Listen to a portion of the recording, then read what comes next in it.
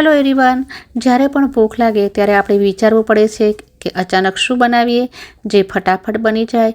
તો આપણને સેન્ડવિચની યાદ આવે છે.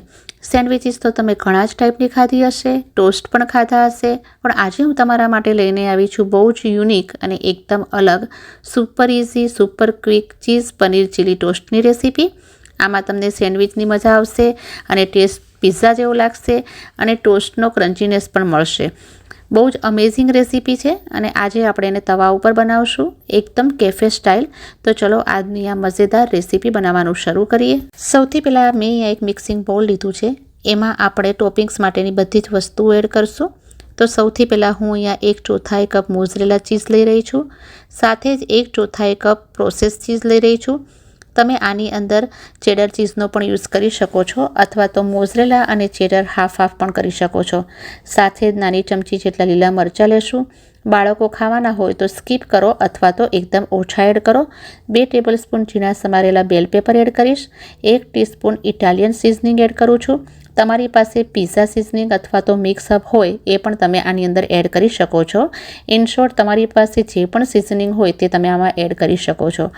ચીલી ફ્લેક્સ એડ કરશું. સ્વાદના પ્રમાણે મીઠું નાખશું. ધ્યાનમાં રાખવાનું કે મીઠું થોડું ઓછું લેશું, ચીઝમાં પણ મીઠું હોય છે. અને અડધી નાની ચમચી મરીનો પાવડર એડ કરશું. અહીંયા હું 2 ટેબલસ્પૂન હંગકર્ડ લઈ રહી છું. તમે ચાહો તો એની જગ્યાએ મેયોનીઝ પણ લઈ શકો છો.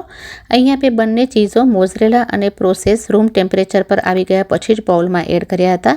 એ વાતનું તમે ખાસ ધ્યાન રાખશો, કારણ કે જ્યારે આપણે તવા પર ટોસ્ટ બનાવીએ ત્યારે ચીઝ રૂમ ટેમ્પરેચર પર જ હોવું જોઈએ. હંગકર્ડ એડ કરવાથી મિશ્રણમાં એક બાઇન્ડિંગ આવશે અને બ્રેડની ઉપર સારી રીતે સ્ટીક પણ થઈ જશે.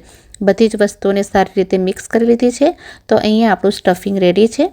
ટોસ્ટ બનાવવા માટે મેં અહીંયા વ્હીટ બ્રેડનો યુઝ કર્યો છે. તમે ચાહો તો મલ્ટીગ્રેન અથવા મેંદાની બ્રેડનો પણ યુઝ કરી શકો છો. આ રીતે બંને બ્રેડ પર બટર અપ્લાય કરી લેશું.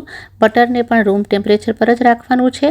બંને સ્લાઇસ પર એક જ સાઈડ બટર લગાવી લેશું. બંને સાઈડ પર નથી લગાડવાનું. જો તમે ટોસ્ટરનો યુઝ કરી રહ્યા હોય તો પહેલાં બ્રેડને ટોસ્ટ કરી લો અને પછી જ બટરને અપ્લાય કરો. નોનસ્ટિક પેનને ગેસની ઉપર ચડાવી દીધું છે અને જે સાઈડ પર બટર નથી લગાવ્યું એ સાઈડ નીચેની સાઈડ રાખશું. ગેસની ફ્લેમને મીડિયમ જ રાખશું. વધારે રોસ્ટ નથી કરવાની. એની એક કાચી ફ્લેવર ચાલી જાય અને થોડો હલકો બ્રાઉન સ્પોટ આવી જાય અને ક્રિસ્પી થઈ જાય ત્યાં સુધી જ કરવાની છે. જે સાઈડ પર બટર લગાવ્યું છે એ વધારે ક્રિસ્પી થશે. 2 મિનિટમાં જ એ ગોલ્ડન થઈ ગઈ છે અને સારી એવી ક્રિસ્પી પણ થઈ ગઈ છે. તો હવે એને તવા પરથી ઉતારી અને ચોપિંગ બોર્ડ પર લઈ લેશું. અને જે સાઈડ વધારે ક્રિસ્પી છે એના ઉપર સ્ટફિંગ લગાવી લેશું. 1 થી 1.5 ચમચી જેટલું પ્રેસ કરી અને સ્ટફિંગને એડ કરશું. તમે એને ઓવનમાં પણ ક્રિસ્પી કરી શકો છો.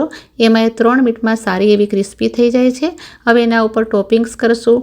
ટોપિંગ્સ કરવું ટોટલી ઓપ્શનલ છે, પણ થોડું સારું લાગે અને હેલ્ધી ટચ દેવા માટે એમાં આપણે નાખશું બોઇલ્ડ કોર્ન.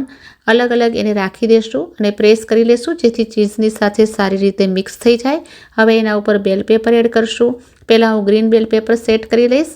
તો જો અહીંયા નાના ટુકડામાં સ્ક્વેર શેપ આપ્યો છે, તમે તમારા હિસાબે એડજસ્ટ કરી લો.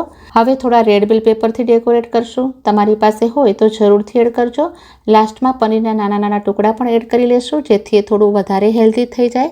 તમે આના ઉપર ડુંગળી કે ટમેટાં પણ એડ કરી શકો છો. બહુ જ બધા વેરિએશન છે, તમે તમારી રીતે કરી શકો છો. આવી રીતે ટોપિંગ્સ થઈ ગયું છે. હવે એની ઉપર સિઝનિંગ માટે થોડો ઓરેગાનો અને ચીલી ફ્લેક્સને સ્પ્રિંકલ કરશું.